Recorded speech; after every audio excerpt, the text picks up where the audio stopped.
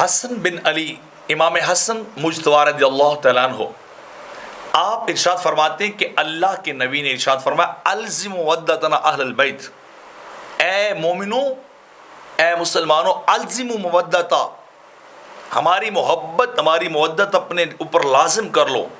اہل بیت کا پیار اپنے ایمان کا حصہ بناؤ، اپنے دل کے اندر اسے جگہ دو، اہل بیت اطہار کی محبت کو، اہل بیت اطہار کے تقدس کو، ان کے عشق کو اپنے دل و جان کے اندر جان گزی کرو، اسے اپنے اوپر فرض اور لازم سمجھو،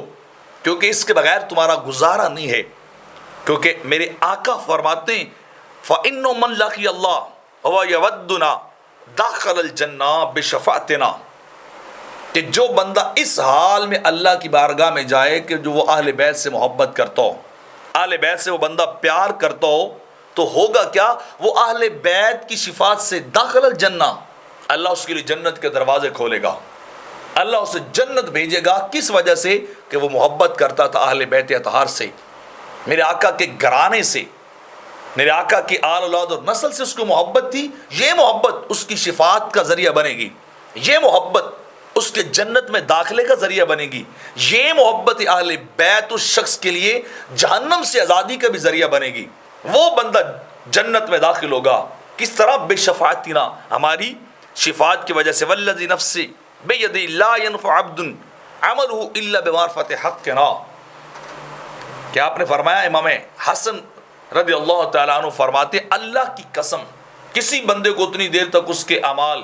اس کی نمازیں، اس کے روزے، اس کی تبلیغیں، اس کے مجاہدات، اس کے ریاضات، اس کی عبادات، اس کے جاگرتے اور دن کو روزے رکھنے، لا ینفع عبدن عملہ، اس وقت تک کوئی عمل اس کا فائدہ نہیں دے گا الا بمعرفت حقنا، جب تک وہ ہم اہل بیت کا حق نہیں پہچان لیتا، ان کا مقام نہیں پہچان لیتا، اور مقام کو پہچان کر اس پہ عمل نہیں کرتا، اس کا حق نہیں جب تک ادا کرتا، اس بندے کو کوئی عمل فائدہ نہیں دے گا۔ اور قسم اٹھائی امام حسن سرکار کے حوالے سے، والذی نفسی بیدہ، اس کی قسم جس کے قبضہ قدرت میں جان ہے۔ تو نمازیں بھی پڑھیے، سب کچھ کیجیے اور کرنا بھی چاہیے، لیکن اس کے ساتھ اہل بیت سے محبت بھی ہونی چاہیے، سجدے بھی کیجیے، اہل بیت سے پیار بھی کیجیے، روزے بھی رکھیے، اہل بیت اطہار سے محبت بھی کیجیے، عبادات بھی کیجیے، نبی کے گھرانے کی غلامی بھی کیجیے، سب کچھ کیجیے، تب جا کے فائدہ ہوگا ان عبادات اور ریاضات اور اعمال کا، کہ جب اہل بیت اطہار سے محبت اور عشق ہوگا۔